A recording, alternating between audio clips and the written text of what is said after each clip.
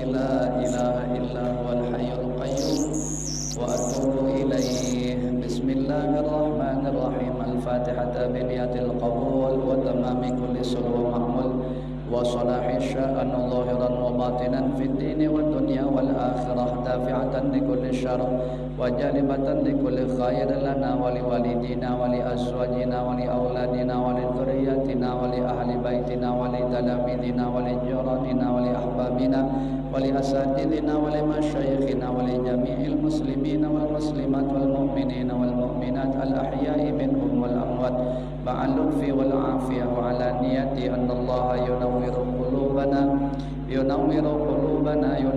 قلوبنا وقوالبنا مع الهدى والتقى والعفاف والموت على دين الإسلام والإيمان بلا محنة ولا امتحان بجاه سيدي ولدي عدنا جامعة لكل نية صالحة وزيادة ومحبة في شرف الحبيب المحبوب، وخصوصا خاصة إلى حضرة من نويناهم وأنت تعلم بهم وباسمهم رضي الله عنهم أجمعين.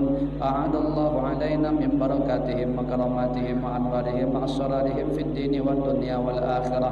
على هذه النية على ما نواه أسلافنا صالحون، ولكل نية صالحة وإلى حضرة النبي صلى الله عليه وعلى آله وصحبه وبارك وسلم. الفاتحة. أعوذ بالله من الشيطان الرجيم. بسم الله الرحمن الرحيم. الحمد لله رب العالمين الرحمن الرحيم مالك يوم الدين إياك نعبد وإياك نستعين اهدنا الصراط المستقيم صراط الذين أنعمت عليهم غير المغضوب عليهم ولا الضالين آمين. Bismillah walhamdulillah wassalatu wassalamu ala rasulillah wa ala alihi wa sahbihi wa man wala. Allahumma salli wa sallim ala sayyidina Muhammadin miftahi babi rahmatillah adada ma fi ilmillah salatan wa salaman daimaini bidawami mulkillah wa ala alihi wa sahbihi adada kulli dzarratin alfa marrah wala haula wala quwata illa billah. Amma ba'dah. Para asatid yang sama-sama kita muliakan, para tetuha, para sesepuh, dan tidak ketinggalan pula kepada bapak-bapak pengurus masjid yang hadir, bapak-bapak, ibu-ibu, hadirin dan hadirat rahimakumullah. Sebelum saya melanjutkan daripada kajian pelajaran kita, yaitu kitab Sulamul Taufik, maka dengan penuh kerendahan hati saya mohon kita menjaga protokoler COVID-19. Mohon seling Pak Haji Anas, Pak Haji Martin maju diseling. Jadi jaga jarak supaya lebih nampak kelihatan, jangan merapat. Ya, mohon Pak Haji Anas maju, Pak Haji Martin maju, itu yang berdua geser sedikit, yang lain-lain tolong dibikin jarak sebagaimana yang ada nih. Ya, mohon maaf lahir batin, dengan penuh kerendahan hati kami mohon. Nah, jadi supaya kita seakan-akan dianggap juga tetap patuh kepada aturan pemerintah, ya. Nah, jadi kita bukan hendak melawani atau menantang untuk ada, ya, akan tetapi kemaslahatannya kembali kepada kita semua. Nah, pun yang pakai masker mau diginikan pun ya tidak apa-apa, ya, yang penting kita ikuti gitu aja. Oke.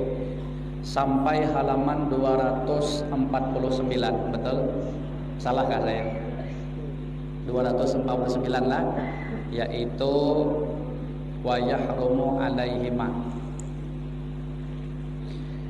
wa bil isnadil ladzi yattasilu ilal musannif rahimahumullahu taala wa nafa'ana bi ulumihim wa anwarihim wa asrarihim fid dharain amin. Bismillahirrahmanirrahim.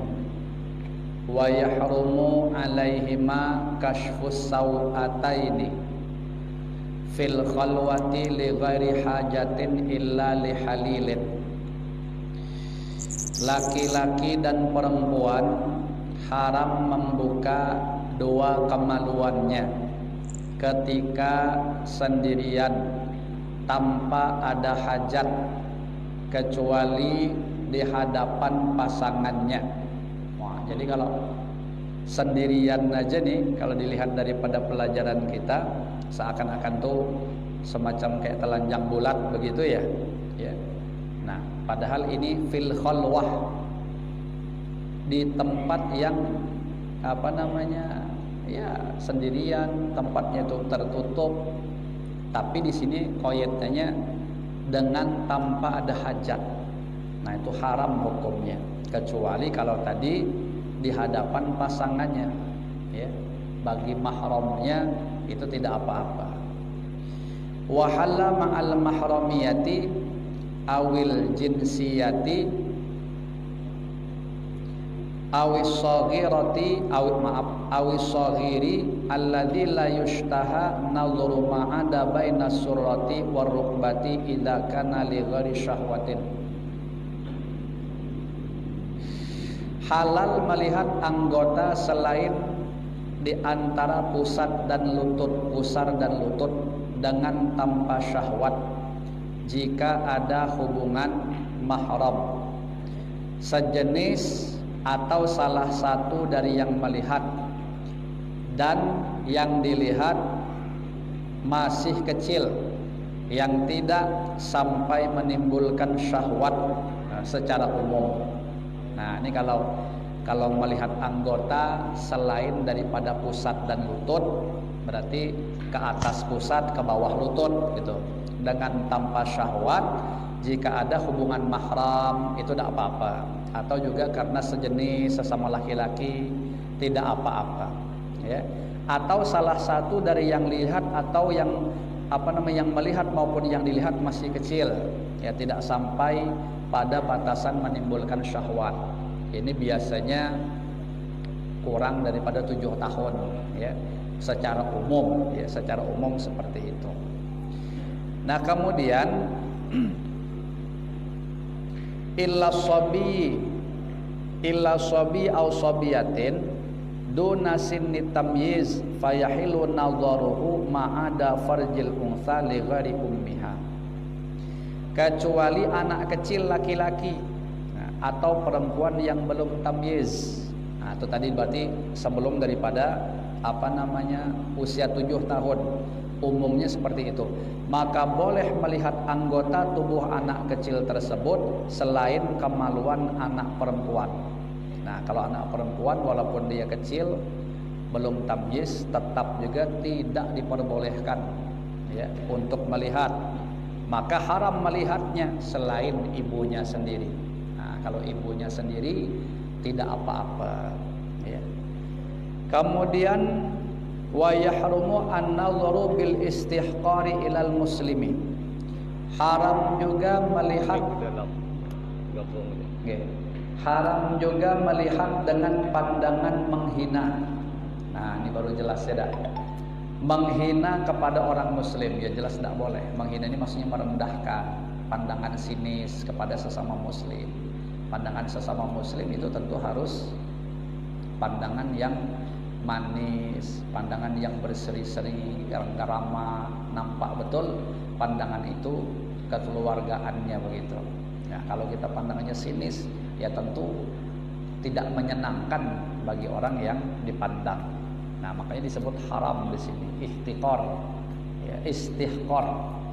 Kemudian wan nadhru fi baitil ghairi bi ghairi idnihi aw syai'in akhfahu kadzalik. Haram melihat segala sesuatu di rumah orang lain tanpa seizin pemiliknya. Ya, sesuatu yang memang seakan-akan tidak lazim untuk dipandang karena mungkin di ruang dalam. Nah, apalagi orang bertutup pakai hordeng segala macam yang memang dia tidak mau dilihat di bagian dalam itu, atau mungkin kamarnya. Nah, itu yang tentu di situ ada semacam rahasia-rahasia, sesuatu yang tidak layak untuk dikonsumsi dilihat oleh orang ramai. Kemudian atau pada sesuatu yang sembunyikan yang juga tanpa seizinnya. Nah, tidak boleh juga. Wa musyahadatul munkari idza lam yunkir aw yu'dzar wa yufariq. Dan haram juga menyaksikan kemungkaran, hal-hal yang memang dilarang dalam agama, ya. Dan jika tidak mengingkari atau tidak ada uzur, ya. Nah, jadi seakan-akan tuh kalau kondisinya itu ada uzur atau kita ingkar bi qalbi karena keadaan yang memang tidak memungkinkan, ya. Nah, maka ya tentu itu merupakan cara yang terakhir. Jadi kita jangan melotot terpaksa aja ada di situ, namun ingkar kita di dalam hati karena di tempat itu ada keharaman, seperti misalnya undangan bos, ya, tempat kita bekerja dia ngadakan acara semacam pesta. Kalau kita tak ada hadir kita bayar, ya, sementara hadir kita mau tidak mau terlihat model seperti itu, mau tidak mau ya paksa kita mengambil cara yang terakhir, yaitu ingkar biqalbi. Hati kita menolak yang sedemikian, namun kita juga jangan melotot menyaksikannya, tetap dalam kondisi menjaga hati, memohon ampun kepada Allah karena kondisi keadaan kita tadi. Nah, dan dalam kondisi demikian wajib meninggalkan kemungkaran. Nah, kalau dia memang sanggup, dipersilahkan ditinggalkan tempat itu, dengan catatan tadi ini kalau yang orang-orang memang kuat, ya, yang memang kelazimannya dia mampu untuk menegakkan secara tegas. Namun mohon maaf lahir batin, tak semua orang mampu melakukan hal yang seperti itu. Yang terjadi akhirnya seperti yang kita katakan tadi, terpaksa kita bertahan, namun jangan menikmati atau merasakan nyaman hadir di situ, ingkarilah di dalam hati. Habis daripada materi maksiat mata atau ma'asil ain, tinggal kita akan sisir menggunakan atau pembahasan masail-masail, pertanyaan-pertanyaan. Masail, pertanyaan-pertanyaan atau permasalahan-permasalahan. Satu, melihat leher laki-laki. Nah, sudah menjadi maklum adanya bahwa hampir setiap laki-laki dalam berpakaian terlihat lehernya. Bolehkah perempuan melihat leher laki-laki? Nah, jawabnya diperbolehkan. Karena menurut Imam Rafi'i, aurat laki-laki di hadapan perempuan adalah selain anggota badan di antara lutut dan pusarnya. Nah, yang tidak boleh itu di bawah pusar, di atas lutut. Nah, itu yang tidak diperbolehkan, antara pusar dan lutut. Lututnya tidak masuk, ya, sama pusarnya pun juga tidak masuk kategori aurat. Nah, maka dari itu kita tidak akan mungkin mampu tapi menutup antara pusar dan lutut, melainkan masih juga akan ikut menutup pusar dan lututnya, ya, walaupun sebenarnya pusarnya sendiri sama lututnya itu bukan termasuk auratnya itu. Jadi kalau cuma leher, dada dan lain sebagainya, itu masih diperbolehkan perempuan untuk memandangnya. Dalilnya di dalam kitab Birqatus Su'ad, langsung saya terjemahkan saja, ya. Imam Al-Hasni atau Al-Hisni itu berkata, pendapat ashah yang paling sahih menurut Imam Rafi'i bahwa sesungguhnya perempuan diperbolehkan melihat seluruh badan laki-laki lain, maksudnya bukan suami dan bukan mahramnya, kecuali anggota badan bahagian antara perut dan lutut, pusat dan lutut, insyaallah yang lebih pantas. Pendapat kedua menyatakan tidak boleh perempuan melihat aurat laki-laki kecuali pada bagian yang laki-laki diperbolehkan melihat anggota badan perempuan. Berarti seakan-akan tuh kayak sama gitu hukumnya menurut pendapat yang kedua. Nah, Imam An-Nawawi berkata pendapat kedua ini adalah pendapat yang ashah menurut kebanyakan ulama. Nah, ini malah yang lebih kuat lagi. Jadi seakan-akan kayak sama antara laki-laki dan perempuan. Hanya melihat yang boleh itu pada sesuatu yang bisa terlihat pada anggota perempuan pada lazimnya. Nah, mungkin padahal nih ya, kalau kita mau ngambil pembahagian aurat, kalau bahasa perempuan ini di hadapan laki-laki yang bukan mahram, mestinya aurat perempuan itu adalah jami'u badaniha, seluruh anggota tubuh, memasukkan juga wajah dan kedua telapak tangan. Jadi itu juga termasuk aurat kalau di khalayak ramai, artinya di hadapan laki-laki yang bukan mahram. Kalau di dalam sholat baru ada pengecualian seluruh anggota tubuh, kecuali yang boleh terbuka adalah wajah dan kedua telapak tangan. Nah, sedangkan tadi justru pendapat Imam An-Nawawi mengatakan pendapat kedua tadi yang sama kayak perempuan itu justru pendapat ashah, ya, yang paling sahih menurut kebanyakan ulama. Wah, jadi seakan-akan tadi itu kenapa sampai timbul pertanyaan ada bagaimana melihat leher? Karena leher itu pun juga sesuatu yang wajib tertutup bagi perempuan. Jadi seakan-akan kalau disamakan laki-laki pun menurut pendapat kedua tadi juga seakan-akan dia harus menutup daripada lehernya, ya. Dan perempuan tidak diperbolehkan melihat leher tersebut menurut pendapat yang kedua. Nah, namun kalau di masyarakat kita atau dalam kehidupan sehari-hari mungkin agak terasa berat kita menggunakan pendapat yang kedua ini karena agak keras gitu ya. Yang lazimnya adalah yang pendapat pertama tadi, yang penting tidak melihat anggota di antara pusar dan lutut. Ya.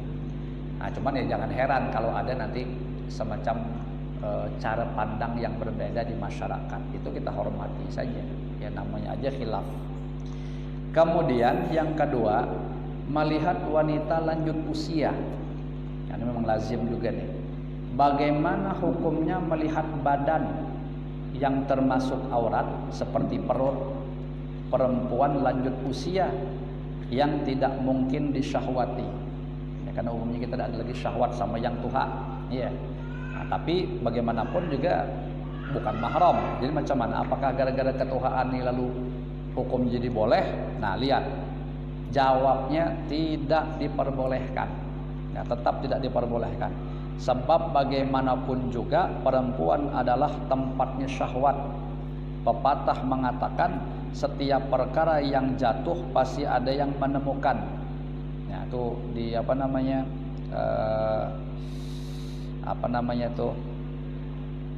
di dalam itu ada kata-kata likulli saqitatin fil hayy alqam laqitatun wa kullu saykasaidatin. Kalau kaidah seingat saya bunyinya likulli sakit lakit.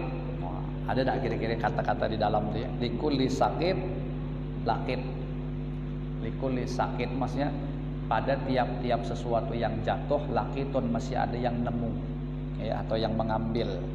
Nah, jadi di sini disebutkan setiap perkara yang jatuh pasti ada yang menemukan.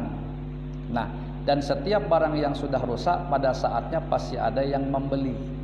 Jadi seakan-akan secara umum nih maksudnya, walaupun perempuan itu lanjut usia yang secara umum dipandang tidak mensyahwati, namun dipandang secara per individu tetap saja akan ada laki-laki yang nafsu gitu. Ya, yang terpancing naik syahwatnya walaupun perempuan itu tuha. Ya karena memang sudah fitrahnya namanya lain jenis tuh masih ada semacam ketertarikan. Kalau saya membetulkan Yanti kaidah nih tadi, soalnya waktu saya mondok aja, waktu itu saya baca koran, waktu mondok di Jawa tuh ada kejadian nenek-nenek diperkosa.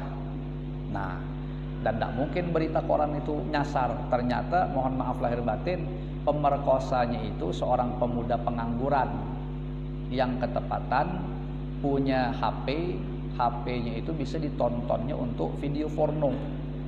Jadi dia nonton di HP itu video porno, dia belum punya istri, nafsunya menggelegak, naik, butuh pelampiasan. Akhirnya ketepatan dia nengok nenek-nenek lagi di kebun. Yaitu beritanya begitu. Diperkosanya nenek-nenek itu. Nah, ini menjadi satu bukti kuat bahwa yang diterangkan ini betul. Logikanya nenek-nenek tidak menyahwati, tapi pada saat yang sedemikian itu tidak tahu cerita lagi nenek-nenek. Yang penting nafsu tersalurkan, akhirnya ya, terjadilah sedemikian itu. Nah, jadi bisa gitu ya. Nah, kalau kita nih ya Pak, insya Allah di sini tidak ada lah, di sini normal-normal aja. Ya, nafsunya naik kalau nengok yang bungas-bungas, yang anom-anom, ya. Nah, itu kan normal gitu. Kalau sampai di sini tengok nenek-nenek, berarti agak luar biasa, betul nafsu itu berarti, ya. Nah, kebesaan betul. Nah, kemudian, nah ini panjang juga dalilnya ya, langsung saya terjemahkan juga nih. Cuman kitabnya sama, Mirqatus Su'ud. Adapun perempuan lanjut usia hukumnya seperti perempuan muda. Makanya dia tetap tidak boleh dilihat gitu nah, yang bukan auratnya. Sebab syahwat tidak bisa dibatasi. Sementara perempuan tua juga tempatnya syahwat, ya perempuan. Sebagaimana pepatah mengatakan setiap perkara yang jatuh pasti ada yang menemukan. ya.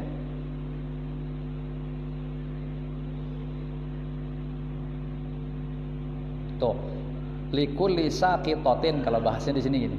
Fil hayy ayil qaumi laqitatun. Itu antara la-nya tuh dengan qitatunnya itu terpisah, padahal mestinya dia lempel tuh. Langsung satu kalimat, laqitah. Ya. Likulli saqit laqit tadi saya bilang. Setiap ada yang jatuh mesti ada yang ngambil atau yang nemukan. Ya. Kemudian dan setiap barang yang sudah rusak pada saatnya pasti ada yang membeli atau yang memanfaatkannya. Kalau namanya umumnya kan barang rusak orang tinggal buang. Tapi tidak mesti, akan ada orang tertentu justru barang rusak malah dicarinya, ya. Nah, Imam Royani berkata, apabila perempuan sudah mencapai usia lanjut yang tidak mungkin ada orang yang syahwat padanya, maka diperbolehkan melihat wajah dan kedua telapak tangannya. Ini kan berarti logikanya masih di luar sholat, ya. Allah Subhanahu wa ta'ala berfirman, dan perempuan-perempuan tua yang telah terhenti dari haid dan mengandung, yang tiada ingin kawin lagi, tiadalah atas mereka dosa menanggalkan pakaian mereka dengan tidak bermaksud menampakkan perhiasan, dan berlaku sopan adalah lebih baik bagi mereka. Dan Allah Subhanahu wa ta'ala maha mendengar lagi maha bijaksana. Ya, tuh ayatnya di atas tuh. Ya. Wal qawaidu minan nisa illati la yarjuna nikahan falaisa alaihinna junahun ayyadna thiyabahunna ghaira mutabarrijatin bizinah ila akhirih gitu ya. Nah, pokoknya maksud di sini tadi menanggalkan itu bukan telanjang bulat, ya. Artinya dia membuka satu bahagian yang memang umum, nampak pada khalayak umum, ya, diantaranya wajah, maksudnya yang nampak itu, kemudian juga kedua telapak tangan. Ini sudah lazim dia terjadi di masyarakat kita. Ini juga menjadi satu pertanda sebagaimana yang di awal saya katakan tadi, semestinya perempuan itu kalau di selain sholat berhadapan dengan laki-laki yang bukan mahram, itu auratnya seluruh tubuhnya mestinya, ya.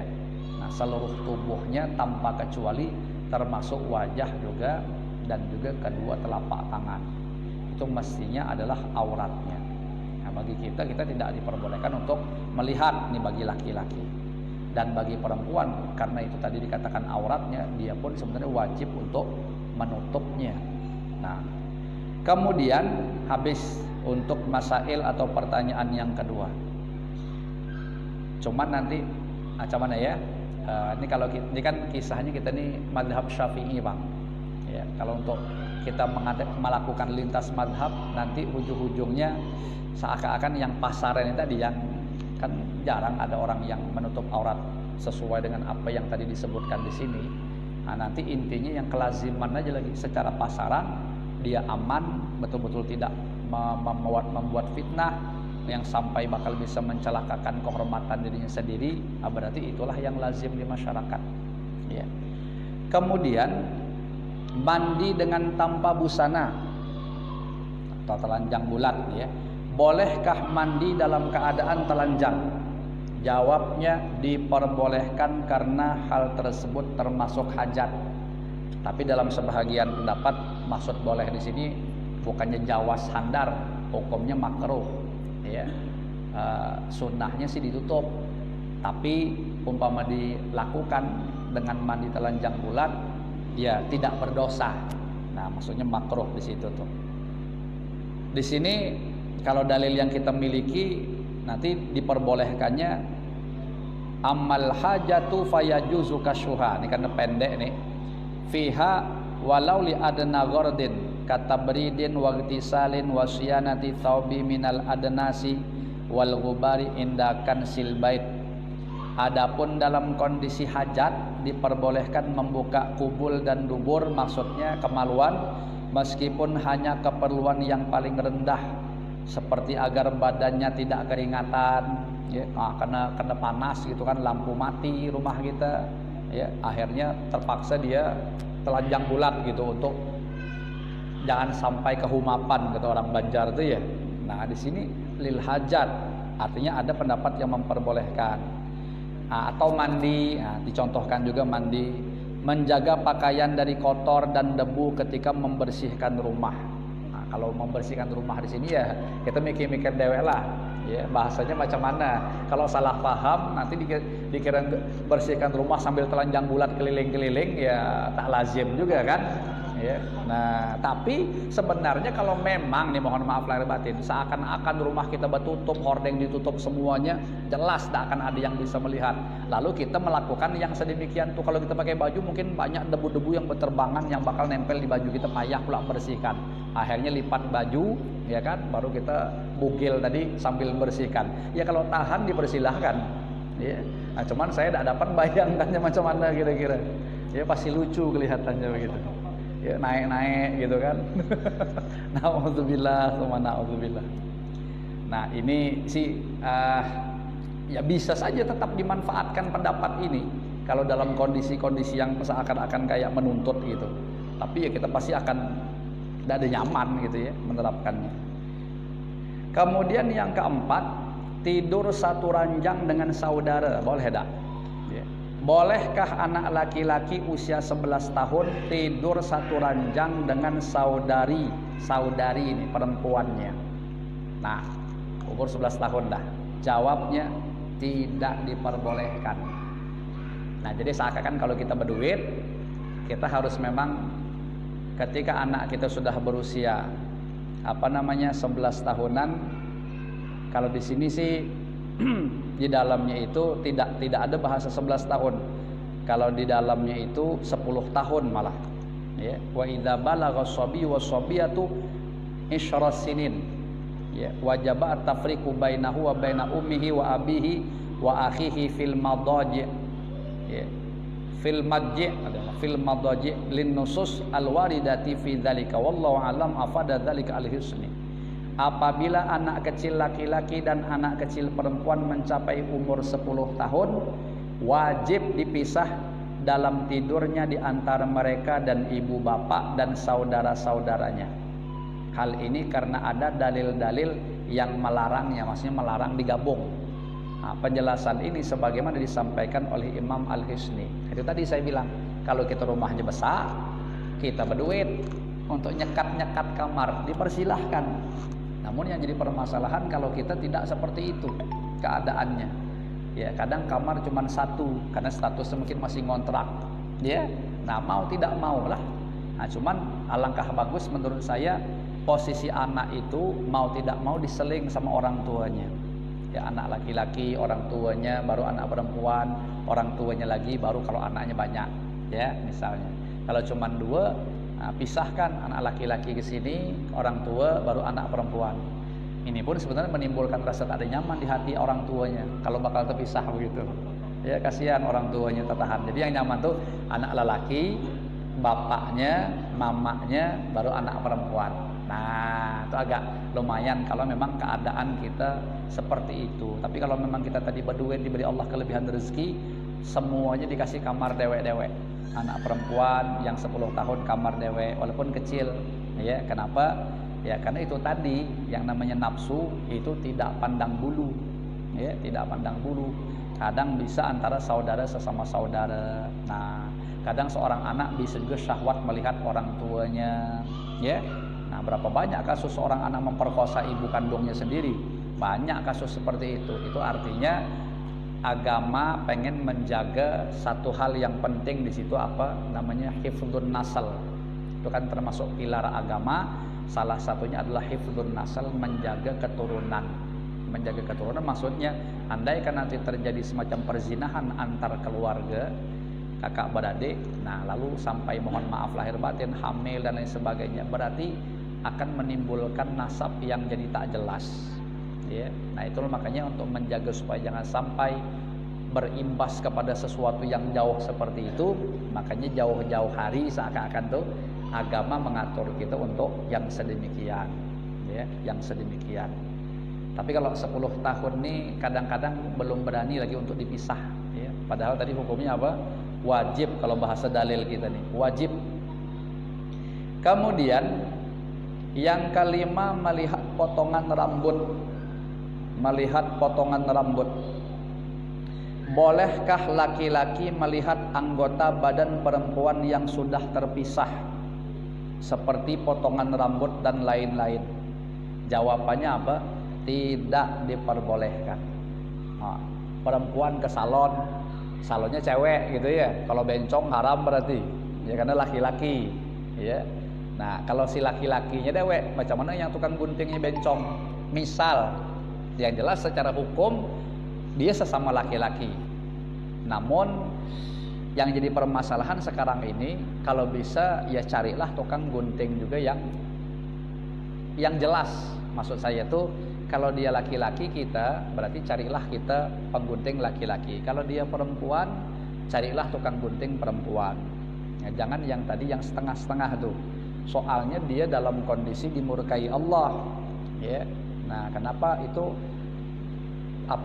tabiatnya umat Nabi Lut yang durhaka itu, arba'atun, gimana sih hadis itu? Arba'atu nafarin. Nah, gimana sih? Masya Allah. Tusbihuna fi ghadabillah wa tumsuna fi sukhtillah. Mohon maaf kalau saya salah baca ya. Seingat saya begitulah bunyinya. Ada 4 golongan manusia yang pagi dan sorenya itu, jadi seakan-akan setiap waktu itu berada di bawah kemurkaan dan kemarahan Allah. Nah, siapa? Al-mutasyabbihat minar rijali bin nisa. Al-mutasyabbihuna minar rijali bin nisa wal mutasyabbihat minan nisa'i birijal. Yang pertama laki-laki yang menyerupai perempuan, dan perempuan yang menyerupai laki-laki. Nah, itu berarti 2 golongan pertama, yaitu seperti yang kita sebutkan tadi itu. Dia tubuhnya itu dengan dia seperti itu berada di bawah kemurkaan Allah. Berarti kita yang normal ini disuruh menjauhi, supaya jangan sampai ketika Allah murka lalu Allah menurunkan azabnya kepada dia lalu memercik ke kita. Nah, jadi sebenarnya kalau kita normal melihat bencong itu harus ada rasa ingkar di dalam hati kita, karena yang dia lakukan itu pelanggaran terhadap fitrahnya, ya. Allah tak suka. Namun di bagian belahan hati kita yang lain harus juga ada rahmatnya, ya. Rahmat itu adalah semacam yang bisa kita lakukan mendoakan dia. Mudahan Allah Subhanahu wa taala memberikan kesadaran kepada dia, ya. Mungkin kita nak nasihati langsung, "Hei, tidak bagus kayak gini, kau dimurkai Allah kau." Ya kalau dianya orangnya adem ayem aja, kalau dia tersinggung awak yang dikejarnya. Nah, ini teman saya bercerita waktu mondok dulu, kalau ketemu bencong-bencong di Surabaya, ya, atau di Malang, dia kadang bawa tas. Jangan coba-coba kita mengejek-ngejek yang lalu sampai menimbulkan dia tersinggung. Kata teman saya yang punya pengalaman kawan sama orang kayak gitu, itu di dalam tas itu biasa isinya senjata tajam, semacam silet atau pisau. Itu bisa dikejarnya kita, ya. Dikejar, ya, namanya laki-laki walaupun perawakannya perempuan, kuat daripada laki-laki normal lagi kadang-kadang tenaganya itu. Nah, jadi seakan-akan macam mana ya, hati kita tuh kayak terbagi 2 gitu menyikapi orang kayak begitu tuh. Ya, sebenarnya bukan hanya dia saja, kepada semua orang, ya, orang muslim yang bermaksiat lah intinya. Setengahnya itu hati kita mengingkari, tidak suka dengan kelakuannya tuh. Soalnya itu pelanggaran gitu nah maksudnya. Ya, nengok penjudi, pezina, nengok bencong tuh tadi, harus timbulkan rasa ingkar supaya kita ngambil bahagian Allah tidak suka, maka kita ikutan tidak suka. Satu sisi hati kita begitu. Namun sisi hati kita yang lain, itu tadi ada rahmatnya. Karena bagaimanapun itu bahagian daripada takdir Allah, seakan-akan kalau mandang hakikat, yang dia tuh tidak akan bisa lepas dari takdir dia seperti itu. Nah, timbul rasa rahmat, rasa kasihan. Itu yang bisa kita lakukan adalah mendoakan dia, mudahan Allah beri kesadaran, mudahan Allah beri dia taubat, ya, secepatnya untuk merubah keadaan dia yang maksiat itu tadi. Mudah-mudahan Allah terima taubatnya.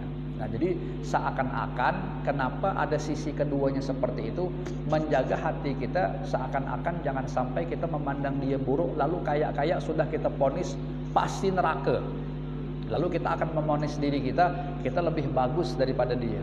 Ya, kita lebih bersih, lebih suci, lebih punya kedudukan di sisi Allah. Kalau umpama itu timbul dalam diri kita, berarti kita tuh sudah juga jatuh dalam pandangan Allah Subhanahu wa ta'ala. Nah, makanya seorang kekasih Allah tidak akan mungkin hatinya sedemikian itu. Artinya tidak akan mungkin berani memponis dan memastikan orang ini wajib masuk neraka, orang bejat, orang segala macam. Tidak mau seperti itu. Jadi adanya rahmat. Mudahan Allah tadi menyadarkan dia. Nah, urusan harapan atau doanya seperti itu, realitanya terserah Allah Subhanahu wa ta'ala mau menyadarkan dia atau tidak. Tapi hati kita yang sedemikian. Saya yakin Bapak mungkin pernah mendengar cerita dari Habib mungkin dari kiai, dari tuan guru, yang ada ulama, orang soleh, orang abid, ahli ibadah didekati preman. Ya dah. Nah, akhirnya biasanya orang alim nih atau abid tadi ini awan selalu menaungi dia. Nah, lalu karena ada bandit gitu istilahnya tuh, bajingan datang mendekati. Nah, timbul dalam hati, ini pula datang nanti Allah murka, aku kena cipratannya.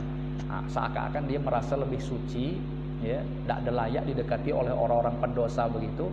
Yang terjadi apa? Langsung Allah cabut makomnya. Nah, awannya langsung berpindah kepada si bandit tadi, kepada yang bajingan tadi. Kenapa? Rupanya yang bajingan itu niatnya malah bagus. Wah, tuh ada ulama, ada orang soleh, aku nak dekatlah, mudahan aku dapat percikan keberkahannya, aku bisa berubah jadi taubat. Nah, makanya dia dekati. Sementara yang sudah baik tadi, yang si orang alimnya abid tadi, justru hatinya kotor, merasa tak ada layak didekati, nanti akan seakan-akan akan mengotori dia seperti itu. Yang terjadi malah Allah balik keadaannya. Nah, yang bandit malah Allah sucikan, yang abid tadi, yang bagus tadi malah Allah rendahkan. Kenapa? Faktornya gara-gara hati aja urusannya. Nah, maka itulah kita jangan sampai kita di sini alhamdulillah sudah Allah berikan anugerah, diizinkan ke masjid, diizinkan untuk ilmu, diizinkan sembahyang berjamaah, banyak kita nih yang dikasih Allah anugerah-anugerah tuh. Nah, namun kalau melihat orang di luar sana, jangan-jangan di balik pengajian nengok orang belacak, ya, jangan-jangan gitu. Atau mungkin ada anak-anak muda begitu gitar, main kartu, lalu kita memandang mereka dengan pandangan, wah ini dasar manusia bejat, misalkan gitu ya. Nengok kami nih, nengok aku, seakan-akan gitu ya. Kami rajin pergi pengajian, bersih, beramal soleh, kau ini pasti masuk neraka. Wah, apalagi sampai kita berani model kayak begitu. Artinya sebenarnya lebih kotor kita daripada dia. Ya, kenapa? Karena kita ini menganjong kita. Bahasa kasar untuk ujub, ya, kita bangga. Padahal kita dari mana kita tahu yang kita lakukan ini diterima oleh Allah Subhanahu wa ta'ala? Mana tahu kita. Nah, maka dari itulah harus ada rahmatnya tadi. Balik pengajian, nengok tadi yang agak-agak kurang-kurang beres tuh, doakan, ya Allah, mudah-mudahan kau beri kesadaran, kau jadikan mereka tuh sadar walaupun tidak ada cepat entah nanti engkau beri mereka taubat. Jangan-jangan mereka lebih baik daripada kita ketika mereka betul-betul telah bertaubat kepada Allah. Itulah maksudnya tadi, hati itu dipilah jadi dua. Kalau sikok pasti timpang, ya. Kalau sikok pasti timpang. Makanya kan ada orang-orang ekstrim yang mudah betul memponis neraka. Nah, itu sebenarnya sudah satu tanda dia konslet, begitu aja logikanya. Ya, tidak mau orang mukmin yang punya sikap seperti demikian itu. Nah, kemudian sudah sampai di titik ya. Nah, jadi intinya pisah tempat tidur di antara mereka, ibu, bapak, saudara, saudarinya. Hal ini karena ada dalil-dalil yang melarangnya. Penjelasan ini sebagaimana disampaikan oleh Imam Al-Hisni. Nah, potongan rambut juga sama, yang sudah terpisah tidak boleh juga. Dalil juga sama tadi ini, bukan ya, dalilnya kita Kitab Ad-Durafik juz kedua. Saya bacakan terjemah langsung. Peringatan perkara yang diharamkan dari laki-laki atau perempuan yang masih menempel. Kalau masih menempel kan tidak boleh tuh dilihat. Juga diharamkan ketika sudah lepas. Nah, seperti potongan kuku, tangan atau kaki. Ya, barangkali aja ada kaki yang diamputasi namanya ya. Nah, kalau gunting rambut maka wajib dipendam. Ya, wajib dipendam, maksudnya dipendam dalam tanah. Nah, sebagaimana darah juga, ya. Darah pun juga sedemikian. Jadi seakan-akan kita tidak boleh melihat darah perempuan, ya kecuali tadi dalam keadaan yang darurat-darurat.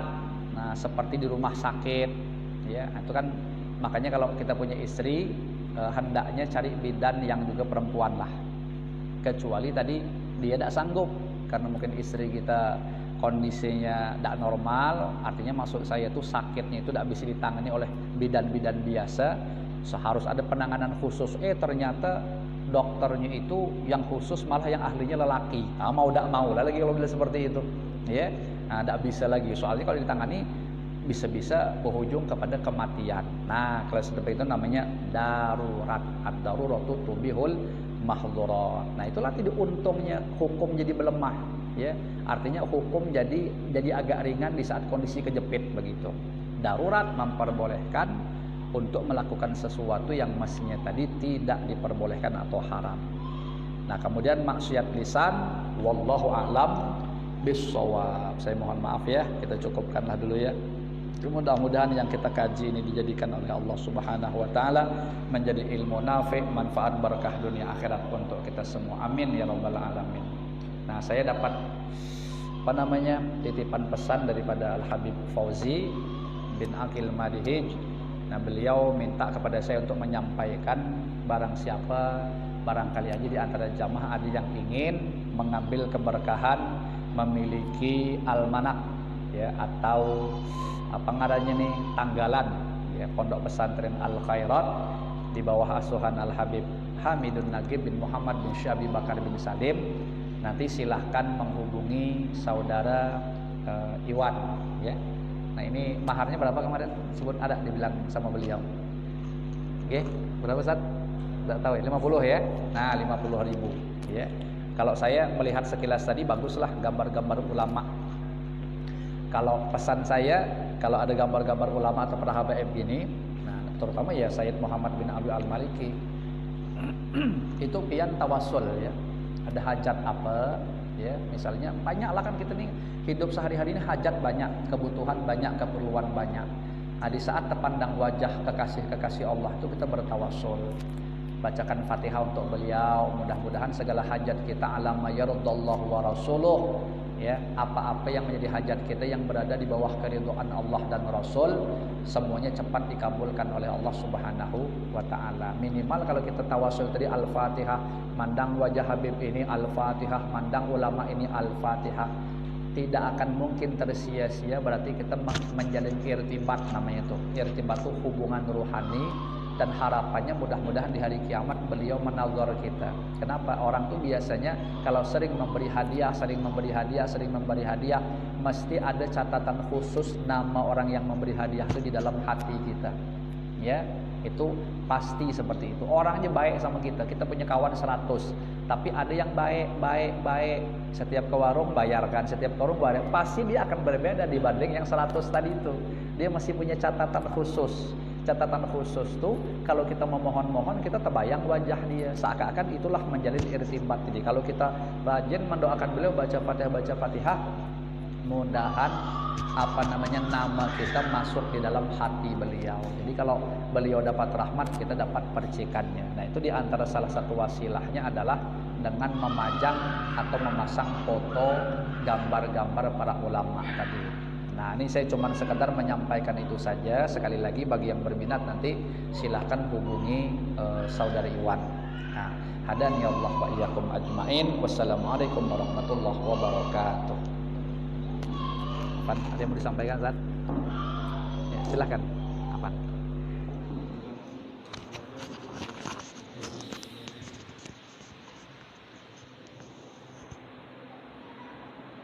Alhamdulillah, dari pengajian